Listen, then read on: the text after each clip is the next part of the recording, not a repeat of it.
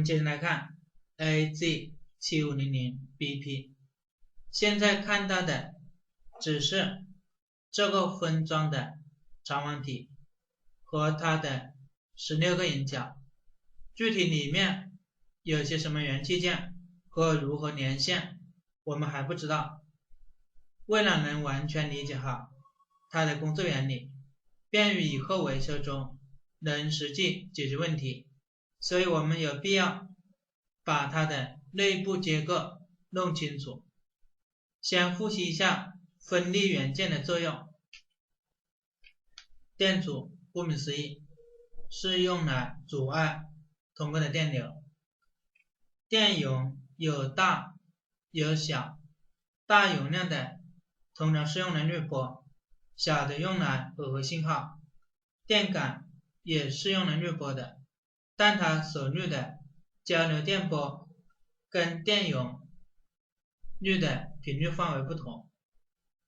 二极管的作用是把交流电整流成直流电。三极管的作用是把微弱的电信号放大或设计成开关。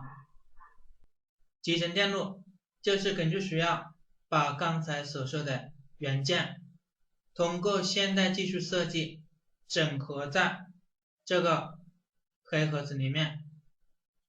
大多数集成电路的功能都是在制造之前就设计好了，功能都是固定的，作用根据它们的型号来决定。我们把集成的重要元件弄清，再根据彼此之间的连线，就不难理解它的工作原理。请大家跟我来一起动手熟悉它的内部结构，用方框图来表示。画一个矩形，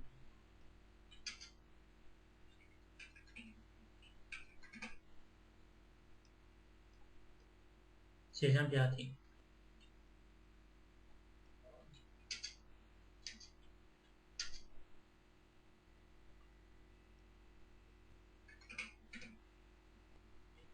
Functional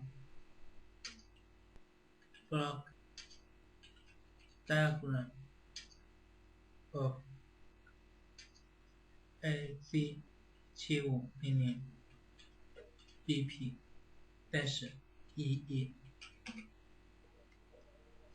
AZ7500BP-11 的内部结构框图。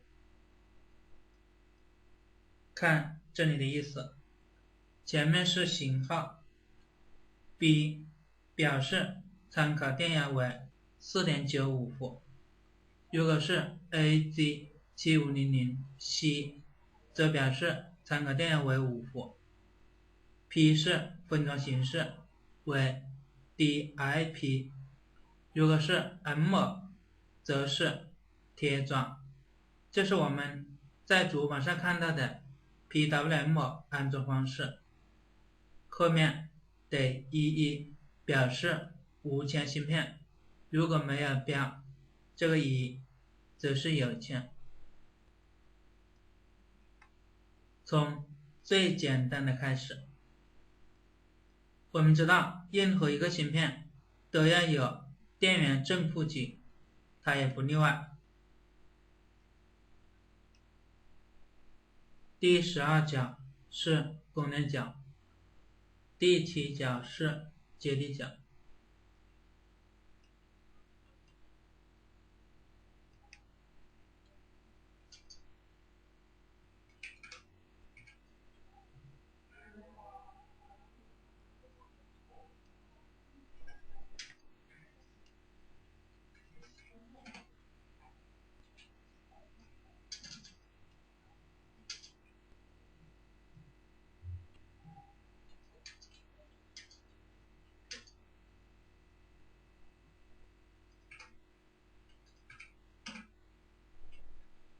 VCC。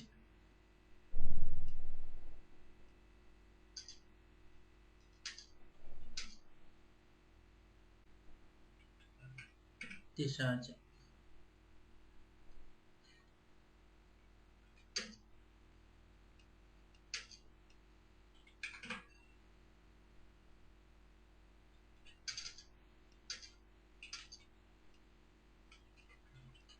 见底。第7节。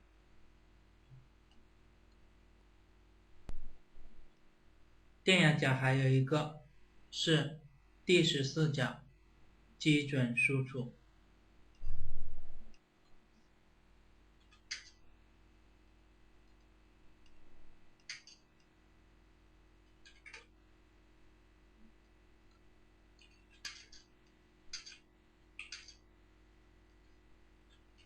14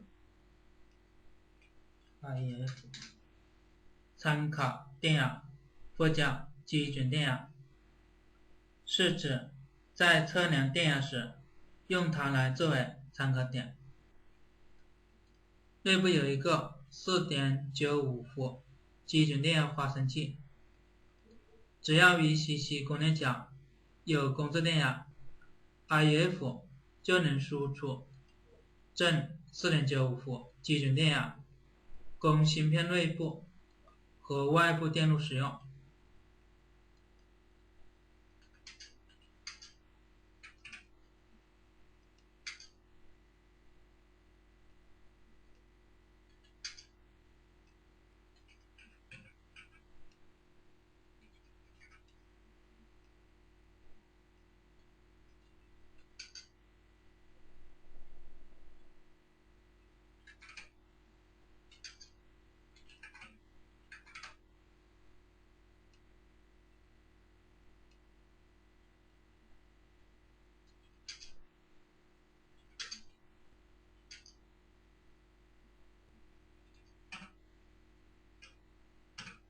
写上 reference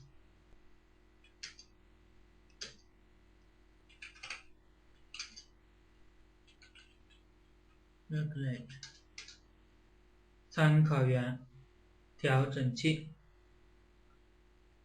这个芯片内部提供的精确参考电压，也是作为检验芯片好坏的一个重要参考。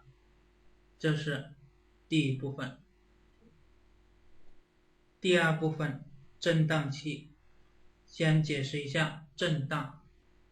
我们小时候玩的荡秋千，以上面的架子为中心，不断的做往复运动，就是振荡。在前面的课程中学习过220伏交流电经过整流管整流后变成直流300伏，而我们在中学的物理课又知道变压器变的是交流电，所以必须把直流变成交流，才能有变压器变压。这里的振荡器就是起这个作用，它能把直流电转换为具有一定频率的交流电。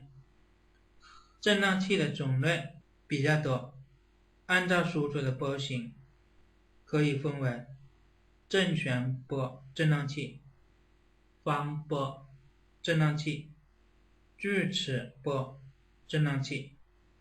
这里是锯齿波振荡器。大家看一下生活中的句子，振荡器输出的就是这样的波形，45度、90度，再45度、90度。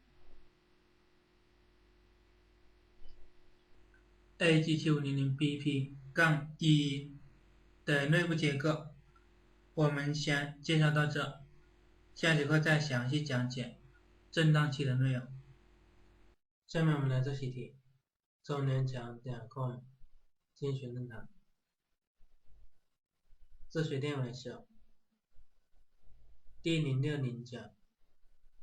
习题1，什么是集成电路？它有哪些优点？2，请你说一说 AG7500CM 表示的含义。3，什么是振荡器？它在电路中有哪些作用？